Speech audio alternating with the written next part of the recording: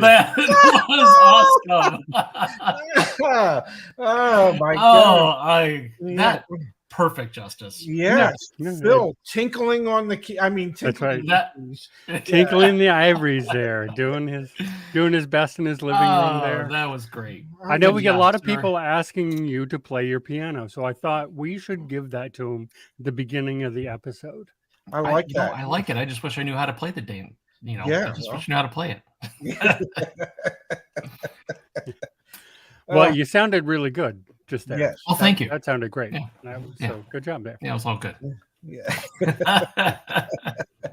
Oh my God. Am I worthless or what?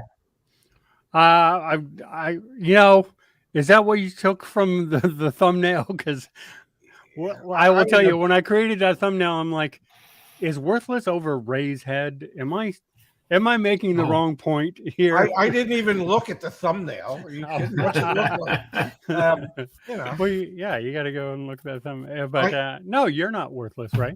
I guarantee you there's No way. There's thousands, if not tens of thousands, perhaps even hundreds of thousands of commenters who would respectfully disagree with you. Well, I think those people. I am indeed worthless. Yeah.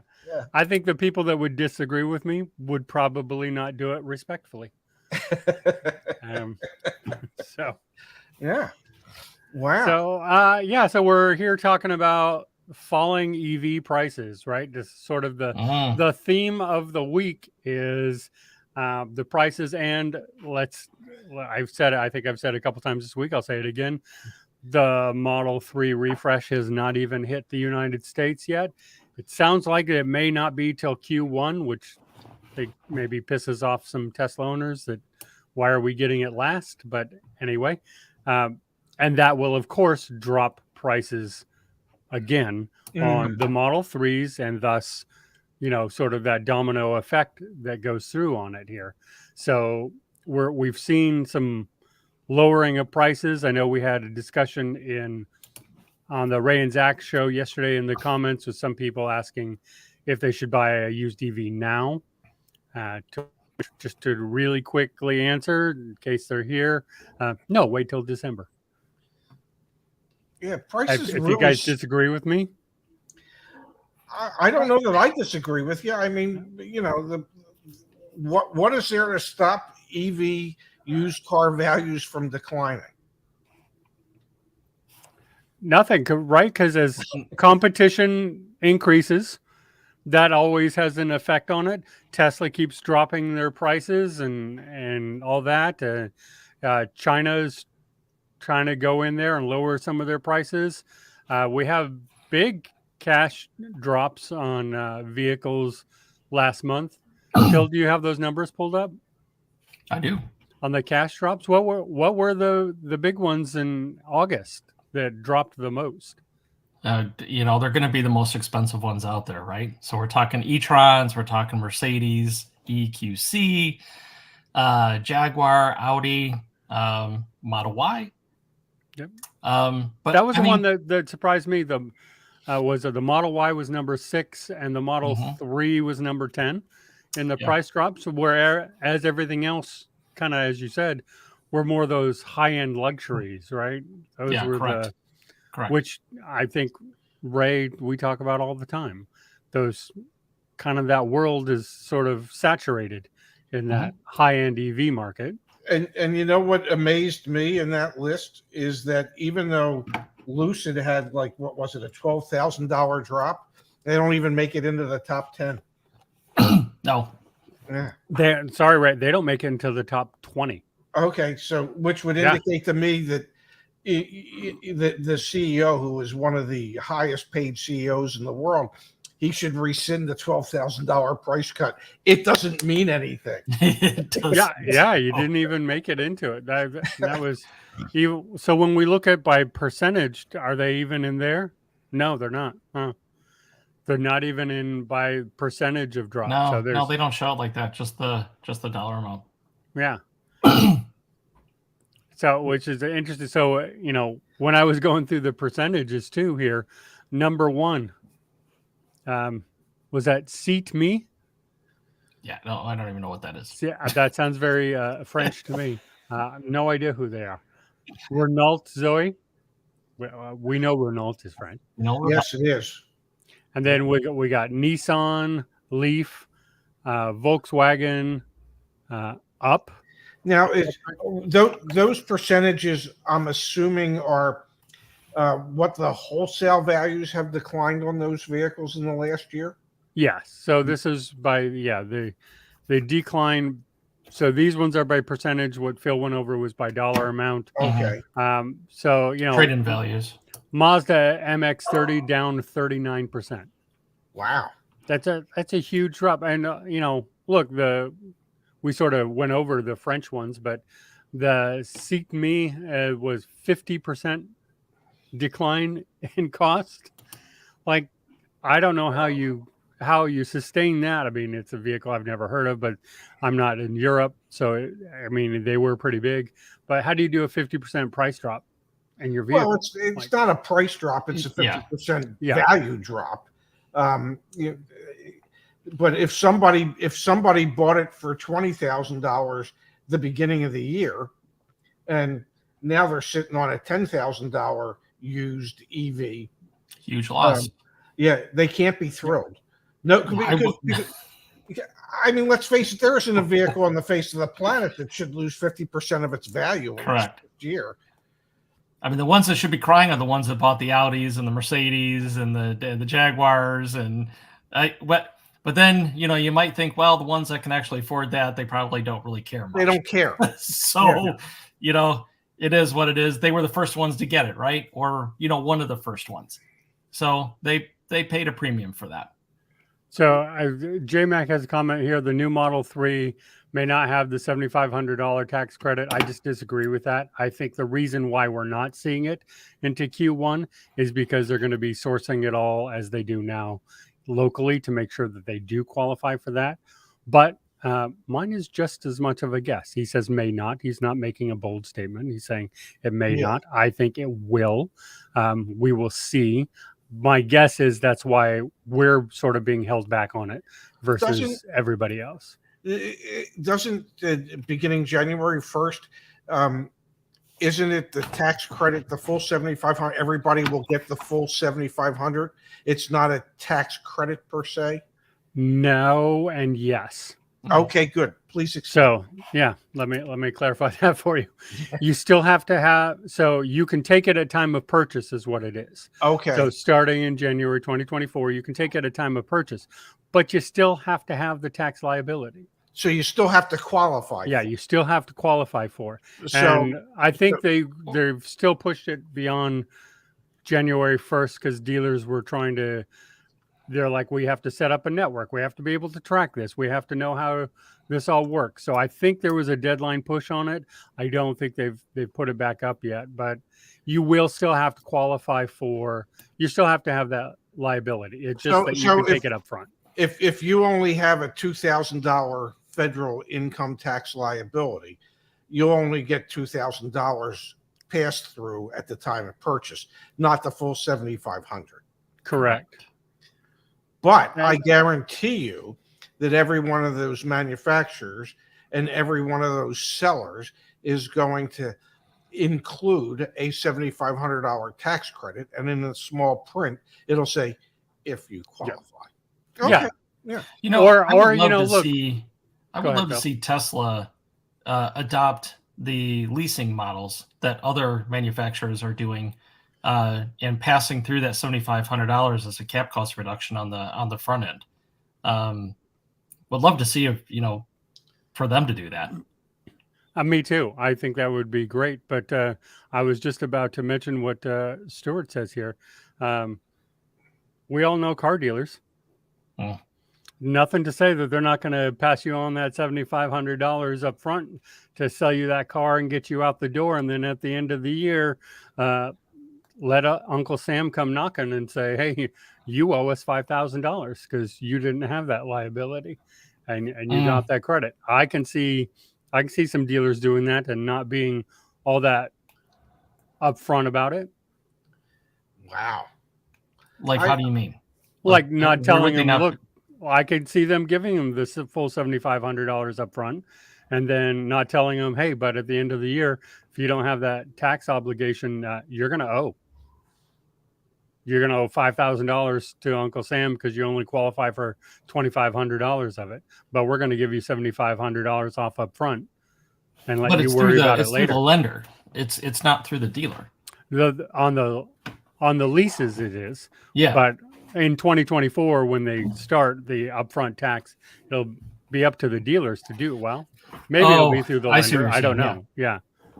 There's got to be some way for dealers and customers to have some type of understanding as to what their tax liability. I mean, this. Yeah. If there isn't, the issues that this could create could be overwhelming. I know they would have to almost hire like 87,000 more IRS agents to make this work. It's crazy. Is that happening? Yes. Oh, yeah, that's right. It is happening. That is correct. Was it specifically for this then? I don't think so. But they are arming them, so maybe wow, to send them to people's houses who don't want to give the money back. Yeah. But yeah, so like, I don't think now is the perfect time to buy an EV. I think prices are going to continue to drop, which. But are they, Justice? I feel like they're kind of, we took a big hit, right? Do you really foresee that continuing at that kind of rate, or are we kind of shallowing out here? Because that's what I've read, and that's kind of where I'm thinking. We've kind of reality is like right there. It's almost 100% corrected. Maybe not 100, but I mean it's almost corrected itself. I think, and correct me if you disagree, Ray, but I think we're going to continue to see depreciation, but not at the levels that it had been accelerated to this point. I think depreciation will continue at a slower rate, but between now and December, I think you're going to get a few percent more depreciation in these vehicles without a doubt. Yeah, and then, it depends what everyone else releases too. I would think that we will return to what would be considered normal depreciation for the remainder of the year, and that might be 1 or 2% a month. Because let's face it, you can't continue to have a vehicle decline 50% in value in a year. You can't. It would go down to zero. It would be worth nothing. Exactly. So I think what we've seen is just a major correction as to what used EV values should be. And now that they've gotten to that level, then we will see normal depreciation for the remainder, at least of the year. And like I said, that should be no more than 1 to 2% a month. So if you wait till December to get a car, you might be looking at vehicles being another 4 or 5% less than what they are right now. Yeah, I agree. And that sounds about right. Lest we forget that when you look at the depreciation over, say, 2 years, Phil, I know you remember what was happening 2 years ago. I know for a fact that Learning Fast here knows what was happening 2 years ago.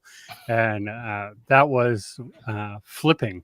Right? There was a lot of people flipping their vehicles because all of a sudden their value was way more a few months later after they bought it.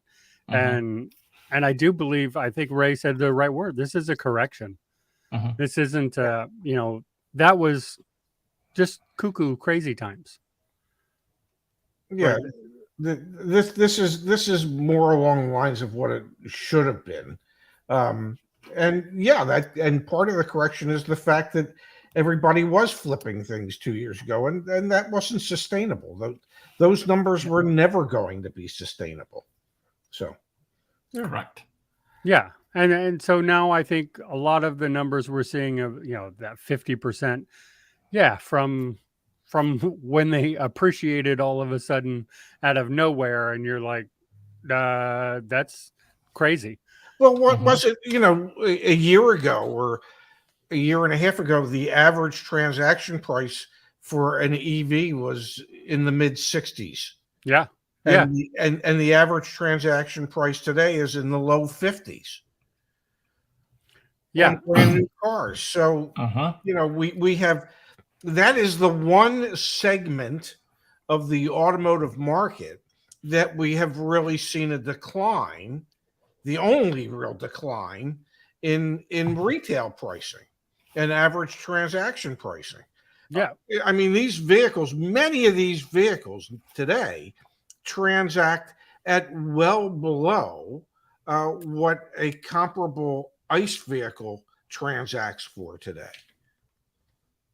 So, yeah, Agreed. which is a huge change from, like you said, just a year and a half ago, where we were talking, nobody wants an EV because they can't get into it. It's too expensive.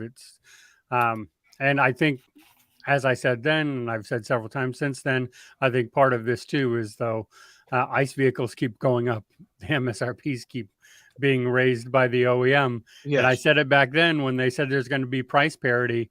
I said, don't count on EVs going down too much. Count on ICE vehicles becoming more expensive. Yeah, and that's just because the manufacturers don't want to sell any of the lower price points, right? Any of the economical models within their brands. They're selling the more expensive ones.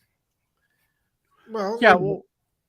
I was just going to say, it for the manufacturers, it's still more profitable for them to make the higher content, higher MSRP vehicles than the low content vehicles. And that's never going to change unless and until the buying public demands that it changes. And the way they can demand that it changes is they stop buying all the high price stuff, and that stuff just begins to sit. And then at that point, the manufacturer goes, I think we need to have some cheaper vehicles. Yeah. Well, but right now they're using the profits from those to do what, Ray? You know the answer to this. To supplement and underwrite their move into EVs that ultimately could bankrupt them all. Yep. I agree with that. I think, I think people think and have said we're being a bit hyperbolic on that, but I really don't think so. I think there's a lot of these legacy auto manufacturers are in trouble with this. I think their strategies they're trying to straddle the line instead of just committing. Commit and move, or you're going to end up with nothing at the end because you're hemorrhaging on both sides. Well, and you're not going to be able to sell these $60,000-$70,000 cars on volume that you're expected to be able to recoup all that or to be able to utilize it. I just don't see it. Yeah, I mean, I think, and this is probably what always happens at a transition point, right? Because this is a major transition point in the world. We saw in our lifetimes, Ray, probably you've seen more than Phil and I, but the one that comes up to me is the internet. Right? It was a big boom and then a huge bust and then a sort of leveling out after that. But that was probably the biggest change in our lifetime. Maybe you can argue social media on top of that, but I think the internet was the biggest change in our lifetime, changed the economy completely. And there was some years of some pretty big turmoil involved in there. I think the automotive is going through that now.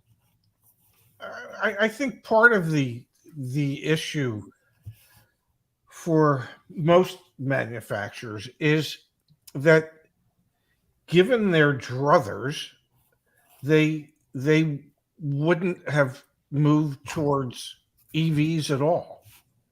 That they've been forced to by governments, and that these governmental forces, one of the unintended consequences of those governmental forces will be driving some of these 100-plus-year-old companies out of business.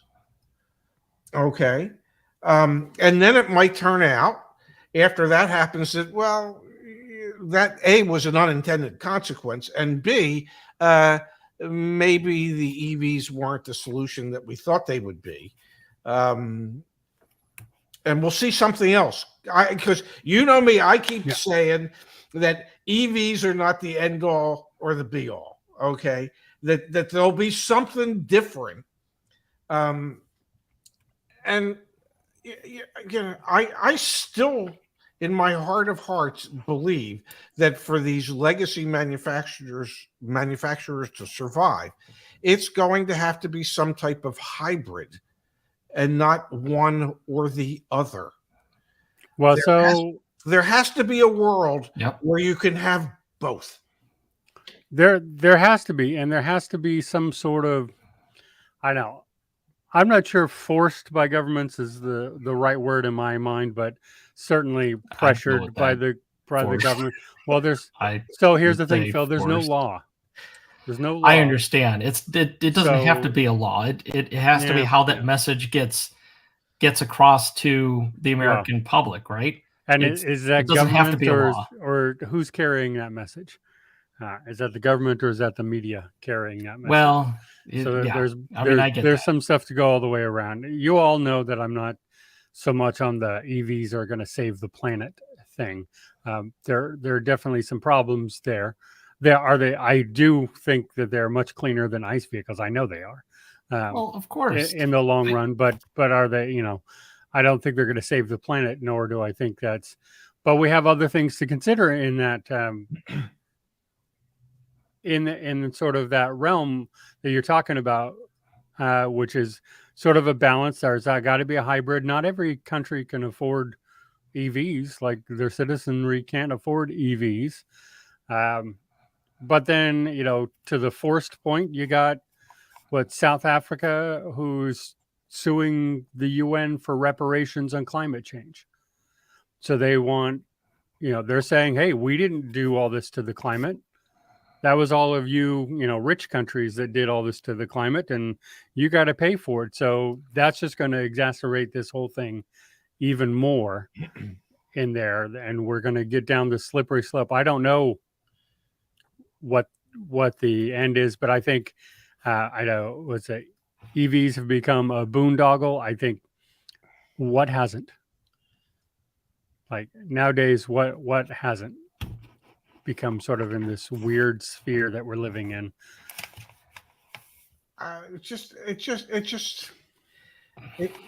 You might not like the word forced, but it's governmental forces that have driven legacy manufacturers to pick a different lane. And I agree with that. Mandating, and there are CARB standards and emissions. Yeah, they're the ones mandating it, so it is there. They are forcing it. They are forcing the hand. All right. I mean, I just say, there's no laws, but there are, I guess, EPA restrictions coming, and that is a force of law. So, okay.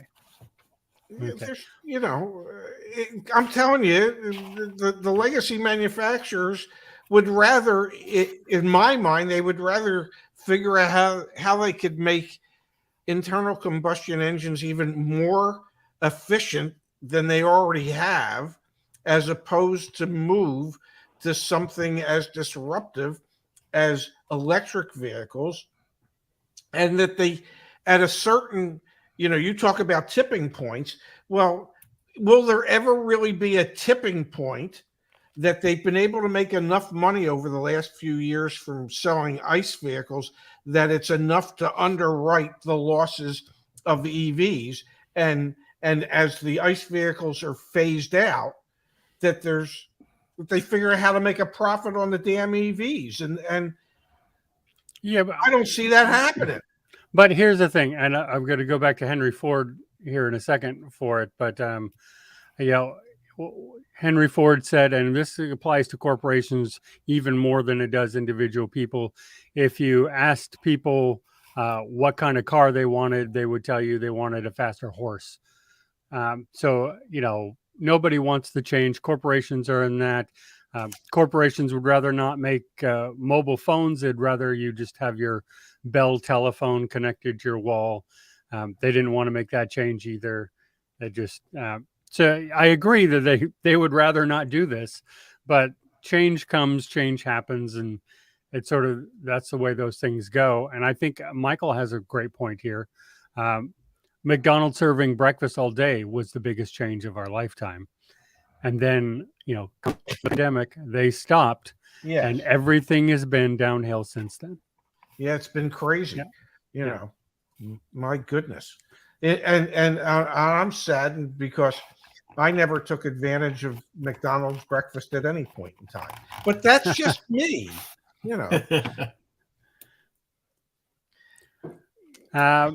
So, I mean,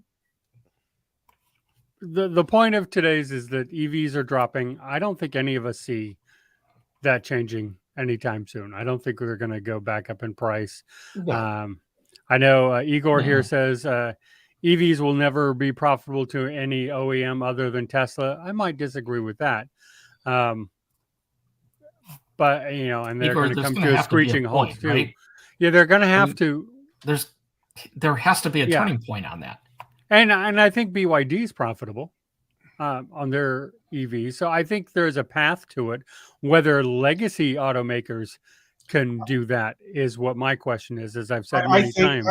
And my guess is that that's who Igor is referring to. Yeah. I do think those are the ones most in danger of going out, is just because they're trying to do both.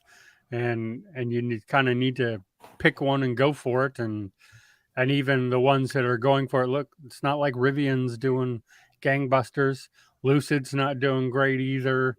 And that's not different for EVs than it has been for ICE vehicles. How many car companies have popped up and then gotten shuttered over the years? Yeah, come and just go. Trying to make. I mean, that's the market. That's the way it is. The only thing tougher, I think, is the airplane market. Right, Phil? How many players are there in the commercial airline space that build planes? So I don't think this is new for EVs. I think we're paying attention maybe a little more now, but I certainly think that there's a big change going to happen. I agree with that. And I just... And yes, will EVs continue to drop in value to a certain degree? Absolutely, they will. Kind of like OLED TVs. When they first came out, they were like $1 trillion. At least it seemed like $1 trillion to an average person. And today, they no longer are.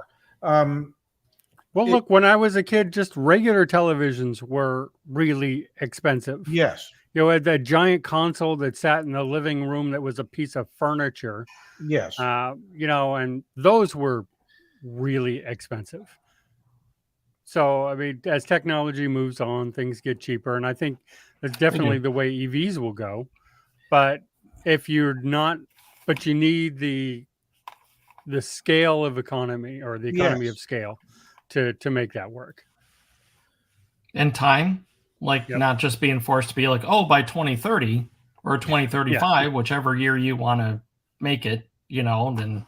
Does anyone think those goals are going to happen? Does anybody even us pro EV guys, do we think those goals? And no way, that's not going to happen. Hell no.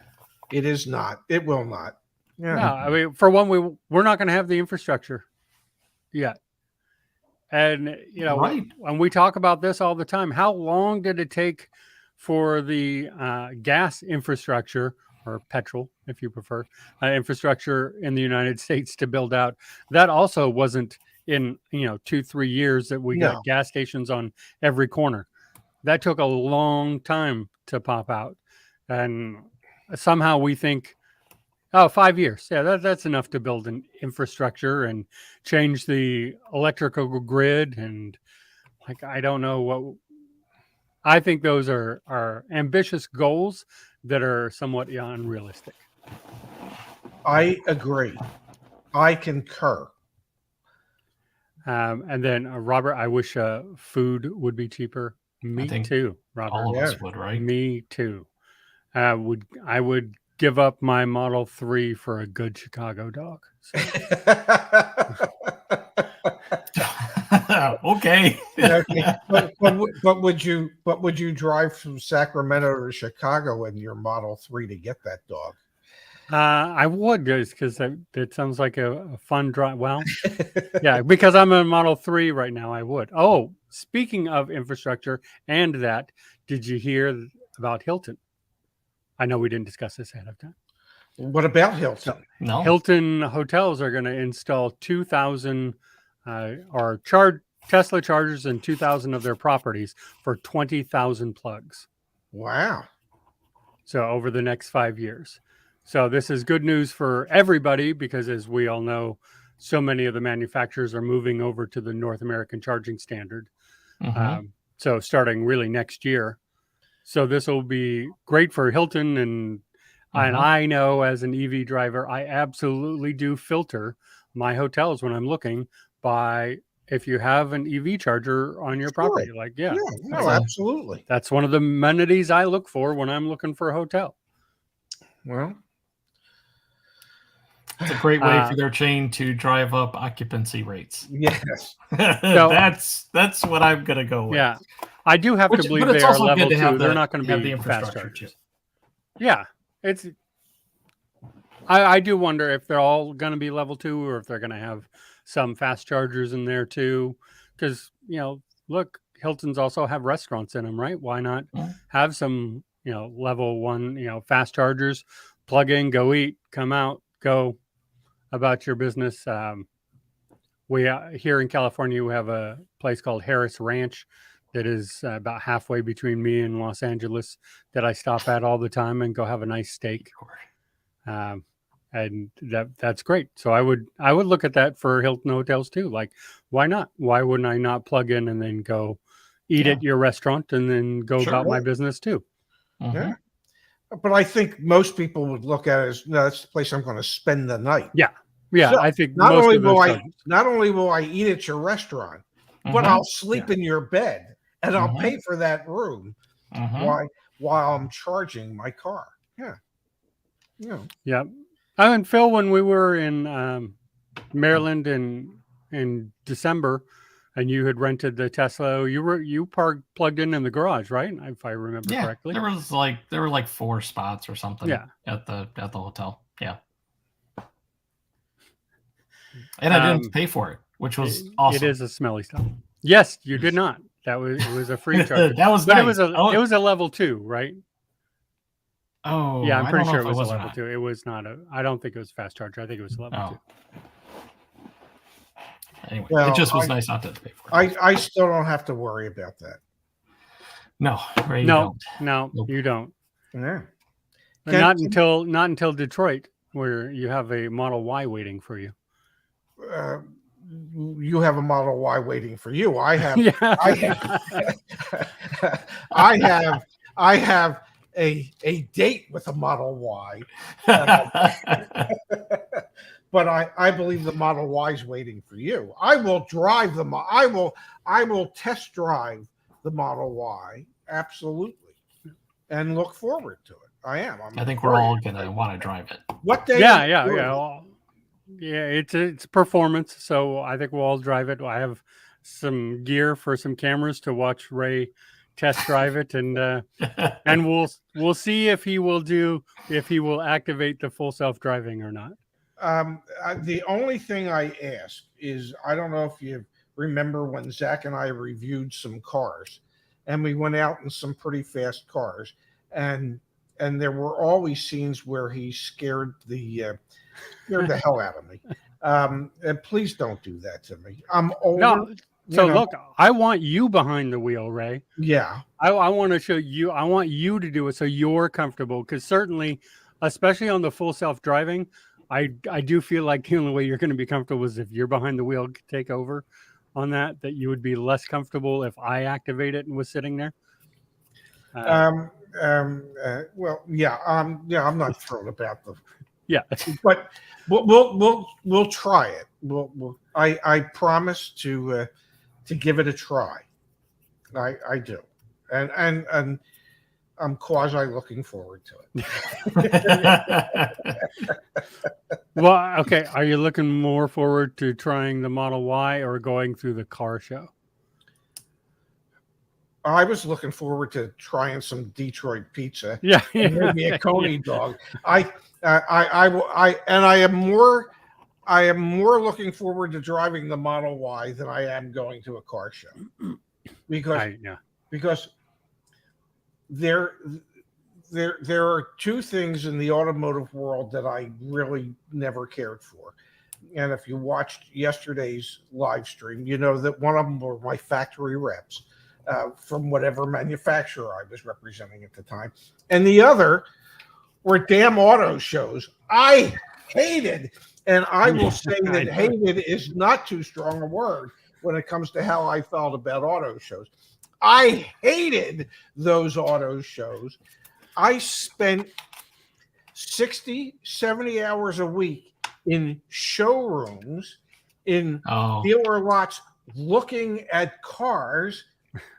I did not need to spend any of my free time going to an auto show so that I could look at, I don't know, more cars. I didn't want to do, I hate auto shows.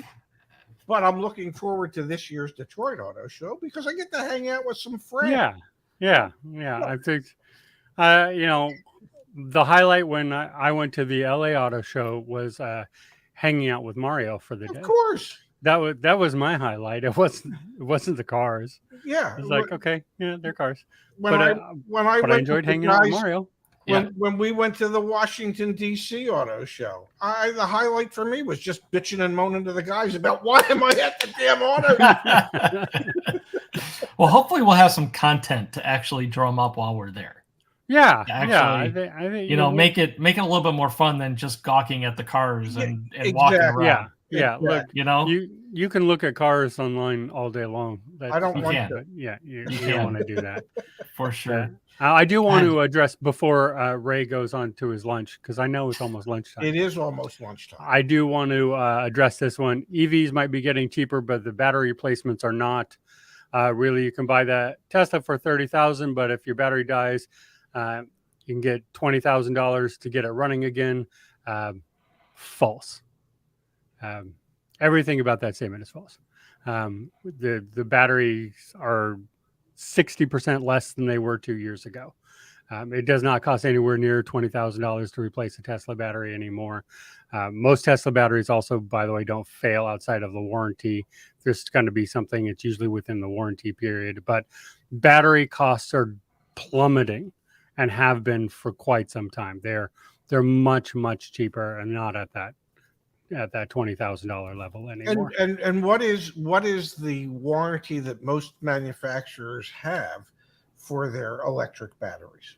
Well, the minimum is 8-year, 80,000, but most of them have 100,000 mile. But the legal minimum is 80,000 miles. Okay, so that's a pretty strong backing. I don't apologize. I was being a bit hyperbolic and pushy, but don't apologize, because I hear this all the time, and that was not a pushback on you, just on the information. So please don't think I was attacking you. I did not want to do that. But we see this information all the time, and it's interesting because we've gone through this. Ray and I have gone through this on the show many times, and I don't know if that's where we need to do pre-recorded stuff, so it can live out there easier. And the truth of the matter is, much like on an ICE vehicle, you would do a pre-purchase inspection. Mm-hmm. You're looking at a pre-owned. Oh yeah. But on a pre-owned electric vehicle, you would do a battery health inspection, so you'd have a much better understanding as to what it is that you're buying and how long that you would anticipate that battery pack would last. Yeah, absolutely. It just like any PPI, I talk to people all day long because I do this show and I own a Tesla. We get a lot of people who come through and ask me about buying electric, and my number one advice is always get over to the OEM and get that battery checked, get the battery health checked. And yes, Michael, recurrent auto, 100%. I run every single EV VIN that comes through me on recurrent auto to see if they've connected it and what it looks like there. Also, recurrent auto has a great thing if you're looking at a used EV under $25,000 and you're looking to get that $4,000 tax credit. Recurrent auto has a way to run that VIN and see if that vehicle has already had the tax credit taken on it. Because remember, it can only be done once. So if one person takes the $4,000 credit, you can't do it again, even in 2-3 years. So recurrent auto does have a great feature, which I discovered yesterday, running a VIN for a member that the vehicle had already taken that tax. So, and that was one of the members' main points was, I want to get the $4,000 back. So this is and that they were looking at the vehicles in that price range specifically for that.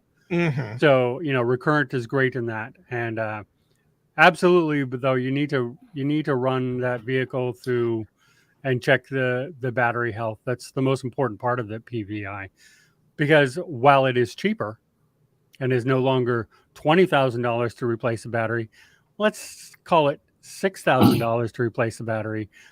That's a lot of money still. Yeah, it's still a lot of money that most people would have. Yeah, and especially if you're buying a used vehicle like that. Why? Yeah, no way. I was going to add, I'm just reading now, Elon back in 2019, he was indicating that the cost to replace a Tesla battery was anywhere between 5 to 10. And that was back in 2019. And you were right. You were right about them being covered for their 8 years and up to 100 to 150,000 miles. Yeah. It's pretty strong, actually. Yep. So 100,000 miles minimum. I thought it was 80, but maybe I got the 8 in my mind mixed up. But yeah, so 100,000 minimum. It's it's a lot like your powertrain warranty. Yeah. On your ICE vehicle. Almost all those are 100,000 miles, right? Yeah, because when you're trying to transition from an ICE to the EV, you kind of want to be on the same playing field. And it would be time or mileage, whichever comes first. Yes. Yeah. As with anything. Yep. So it depends on how much you drive on whether time or mileage would come first on those. But, the failure rate of batteries is super, super low. It just is what it is. But that said, get that PPI because you never know. And I would say even get that Carfax, because here's one other thing. You want to know where it was owned in its lifetime. Maybe it's being sold in Riverside, California right now, but 2 years ago it was in Florida and went through a hurricane. Boy, you sure do want to know that. Yes. We talk about that on the show a lot. You want to know if it's been sitting in salt water, because that could be years later that eats through, that salt has sat there and corroded through and happened. So you never want to buy an EV that was in a saltwater flood. And my guess is, I could be wrong, but if the battery fails under the warranty period because of saltwater intrusion, that's not going to be covered under warranty. Yeah, because that wouldn't be manufacturer defect. It would not. Yes. So the question is then, would your insurance cover it? Probably not if it was before you owned it, though, right? Or would it cover it if... I don't know. I think we need to get Kimberly on next week and ask her. we need to bring Kimberly back and start getting these questions, because actually that's a question I don't know. Like, I mean, why wouldn't it be covered?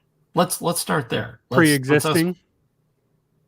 Oh, you mean it? Okay, so if you bought the car and it had a pre-existing salt damage or other, but I mean, I guess you'd have to be able to prove that. But if you're not in an area that salts the roads, which isn't really the same thing, but if you're not in an area that would that was flooded by salt water, and they determined that it was salt that had eaten away through the case and started the fire, would the insurance say, well, that was already existing?